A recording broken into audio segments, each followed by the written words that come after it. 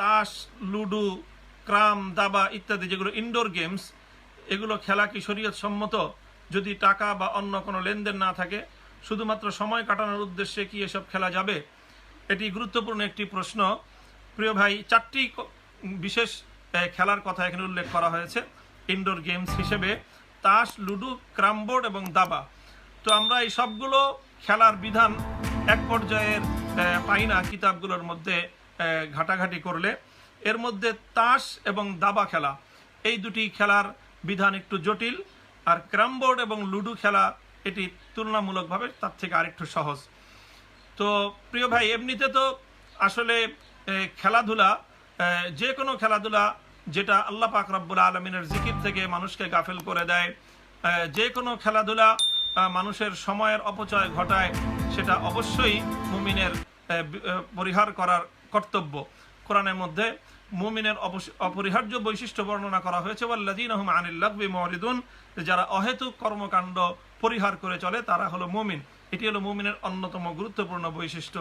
কাজে এই ধরনের খেলাধুলার মধ্যে সময় ব্যয় করা, এটা যদি শুধুমাত্র সময় অপচয় করার উদ্দেশ্যে হয়, তাহলে তো এই কাজ পরিহার করা কর্তব্য। হ্যাঁ, যে সকল খেলাধুলার মধ্যে শারীরিক কসরত আছে, শরীরের সুস্থতার উদ্দেশ্য থাকে, সেই ধরনের শারীরিক সুস্থতার উদ্দেশ্যে যদি খেলাধুলা, যেমন ফুটবল খেলা হয়, দৌড়াদৌড়ি খেলা হয়, এই ধরনের খেলা ওই উদ্দেশ্যে শরীয়ত অনুমোদন করে। বাকি লুডো এবং ক্যারামবোর্ড খেলা, কখনো যদি এমন হয় যে খুব বোরিং ফিল হচ্ছে, একঘেয়েমি লাগছে, তো একঘেয়েমি কাটানোর জন্য একটু নিজের স্বভাবের মধ্যে, নিজের এই মন মানসিকতার মধ্যে একটু উৎফুল্লতা আনয়নের জন্য, একটু সময়ে বৈচিত্র্য আনার জন্য লুডো বা ক্যারামবোর্ড সীমিত পরিসরে যদি খেলা হয়, তাহলে এটি বৈধ হতে পারে। তবে শর্ত হলো সেখানে কোনো ধরনের বাজি ইত্যাদি থাকতে পারবে না। আর তাস এবং দাবা খেলা, ওটা যদি তাস এবং দাবা খেলা যদি জুয়া হয়, এবং যদি এটার সঙ্গে কোনো জয় পরাজয়, অর্থনৈতিক লেনদেনের সম্পর্ক থাকে, তাহলে সেটা জুয়ার মধ্যে অন্তর্ভুক্ত, স্পষ্ট হারাম হবে। যদি সেখানে অর্থনৈতিক কোনো লেনদেনের প্রশ্ন নাও থাকে, তবুও তাস খেলা এবং দাবা খেলা, এই দুটি খেলা বিশেষভাবে নিষিদ্ধ, এমনিতেই নিষিদ্ধ। তাস খেলা নিষিদ্ধ হওয়ার কারণ হলো তাস সাধারণত এটি জুয়ার জন্যই এই খেলাটি পরিচিত। তো এই হিসাবে এই খেলাটি স্বাভাবিকভাবে এই ধরনের খেলা নিয়োজিত হওয়া নিষিদ্ধ।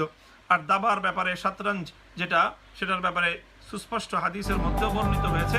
এই জন্য দাবা এবং তাস খেলার বিধানটা একটু জটিল। আর ক্যারামবোর্ড এবং লুডো ইত্যাদি এই ধরনের খেলা অনেক সময় 16 গুটি খেলা হয়, 4 গুটি খেলা হয়, অথবা ঘরের মধ্যে আরও নানা ধরনের রামসাম, যদু মধু, চোর ডাকাত পুলিশ, এই জাতীয় খেলাগুলো খেলা হয়।